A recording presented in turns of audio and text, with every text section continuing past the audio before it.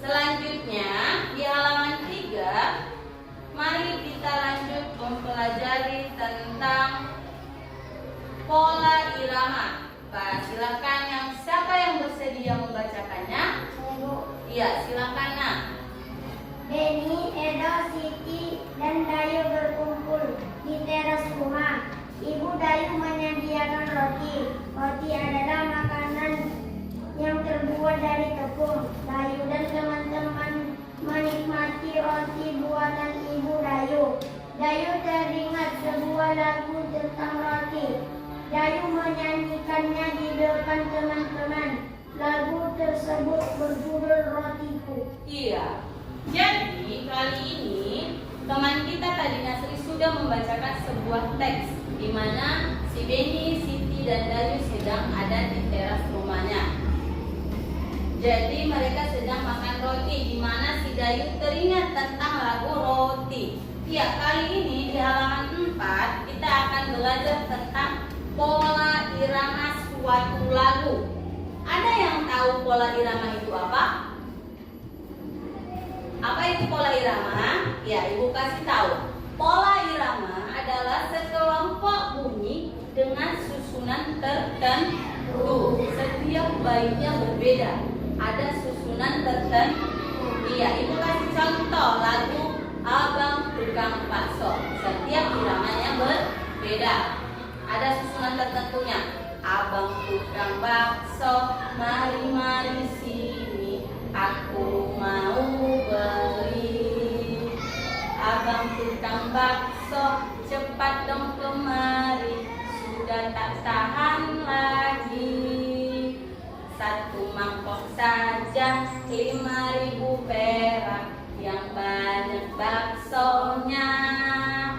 Tidak pakai sambal, tidak pakai saus, juga tidak pakai kol. Bakso bulat seperti bola, kalau lewat membikin perut kosong. Jadi anak janganlah suka kalau bohong dikejar kambing. Iya, itu adalah suatu pola irama pada lagu atau dalam sebuah lagu, di mana setiap iramanya yang berbeda-beda, ada naik turunnya, gitu kan iramanya kan? Iya. Jadi warna yang berbeda pada setiap lirik lagu menunjukkan pola irama yang berbeda. Itulah mengenai tentang pola irama di SBDP atau Stanley.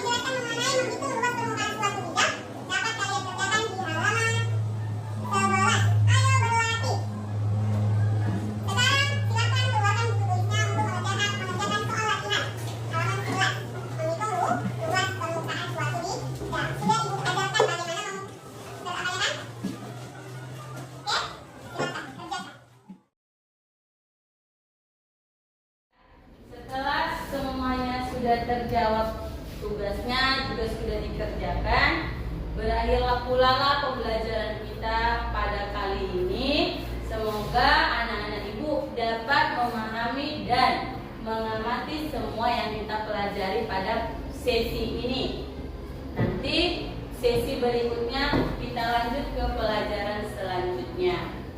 Ibu akhiri, assalamualaikum.